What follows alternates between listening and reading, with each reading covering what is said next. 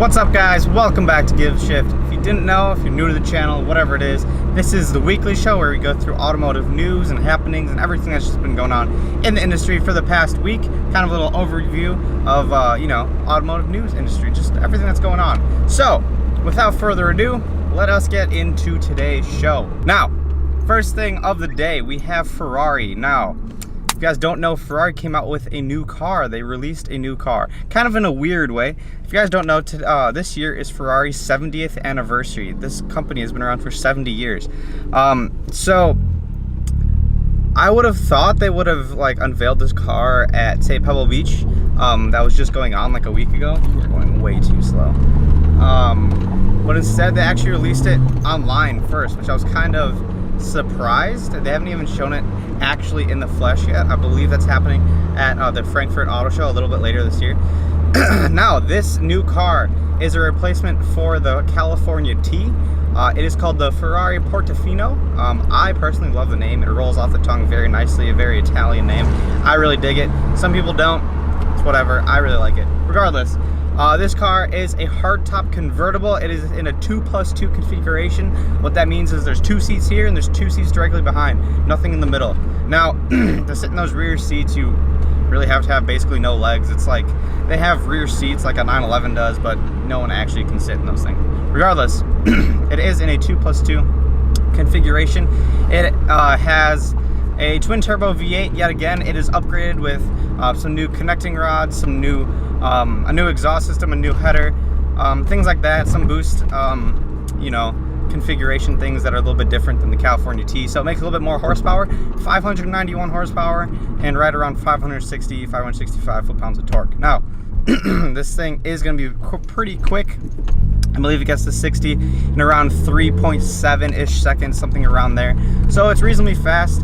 And big news on this is that it's actually a brand new platform. Now, the thing that enthusiasts didn't really like about the California, where it was a very well-selling car for Ferrari, but enthusiasts didn't like it because the platform wasn't a good performance platform. It was not a performance car. It was actually based on an older Maserati. It was an older Maserati platform. So what is really cool about the new the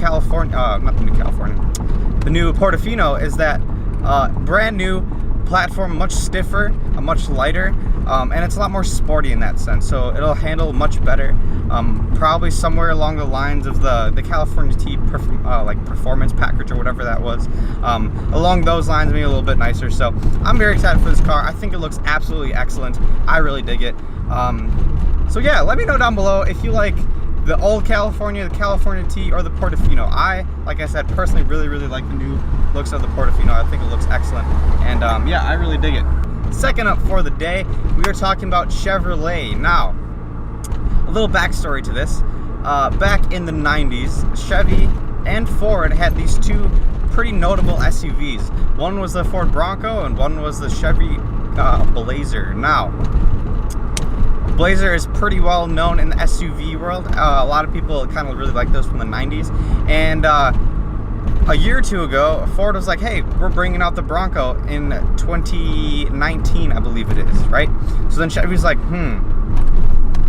I want a little piece of this action. So what they're gonna do is bring out a new Blazer. So news is 2020 is the launch date for the new Chevrolet Blazer. Now, in the 90s, this SUV rather, was pretty cool. It was good for off-roading. A lot of people might like to modify them in that way.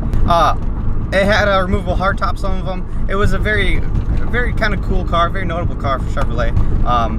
But this one is actually going to be a 3-year SUV. It's going to get in the market of kind of the size of an Edge, maybe a GMC Acadia. It's going to share the platform of the GMC Acadia. So a lot of enthusiasts probably are not going to be quite happy about that, but a new Chevy Blazer is back. I've kind of mixed feelings on this. I don't really care for the Blazer all that much. I think it's kind of cool that Ford's bringing back a Bronco in the way they should bring it back, in the sense that it is going to still be a body-on-frame big truck SUV type deal. I'm kind of staying true to their roots, whereas Chevy is just kind of like, all right, yeah, I'll bring back the name, but it's kind of be basically a completely different car. So I mean, yeah, I thought it could be interesting for some of you people out there. I know some of you guys like off-roading and things. So, yeah, there's some things coming out from there. Let me know what you think about this whole 3-year SUV. And if you even like the Blazer in the first place. Like I said, I'm not a huge fan of it. I think it's whatever. I mean, it's a car. But, yeah, let me know down below. The last stuff for the day, there is some news coming from Hyundai. Now, kind of sticking with some big truck SUV type things. Hyundai has, they released a concept for a truck right around a year ago. And we didn't really know if they were planning on actually selling it in the United States or not. Or even if that truck concept had even been given the green light for production. Now, internal sources at, some sources out of Hyundai says that this truck has been internally greenlit, meaning internally they have like they put that stamp of okay on this truck, and they plan to sell it in the United States. Now, the truck market is a very large market.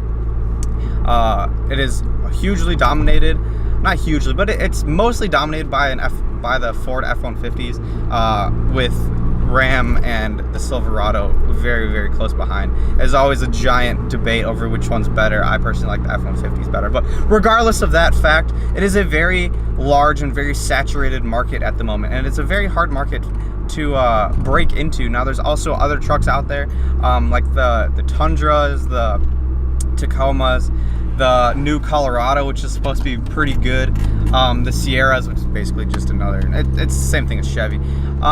But there's also the Honda Ridgeline. Now, which I think this new Hyundai is going to be very similar to. The Ridgeline is a unibody truck. It's not that great for towing. It's not good for towing at all, you know, like maybe a small trailer, but even then, it's more for someone that just needs a little bit more utility out of that and still wants to, you know, move the kids around and stuff like that. So I think that's what this Hyundai truck is going to be more about, something along those lines of a unibody truck that it's for a little bit of utility, but nothing crazy for towing or anything like that. It's not going to be a tow vehicle or anything of those, you know, along those lines or anything like that. But, you know, what I have some mixed feelings on this. I don't know how they're going to do with this because, you know, Hyundai, their bread and butter has always been like their Sonata, their sedans, but that market is falling. They lost, the sedan sales actually dropped by around 11%. Whereas the small crossover SUVs has been up, I think around 6, 7, 8% this past year. So